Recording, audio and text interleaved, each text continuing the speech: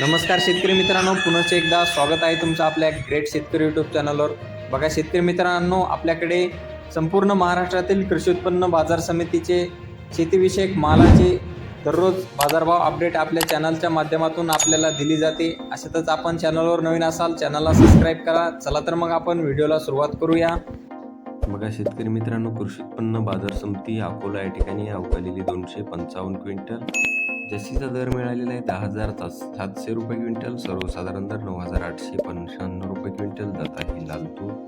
बघा तसे पुढील बाजार समिती सावनेर या ठिकाणी अवकालेली 40 क्विंटल, जशी दर आहे 10,000 रुपये क्विंटल, सर्वसाधारण दर 9,980 रुपये क्विंटल जात आहे लाल तूर.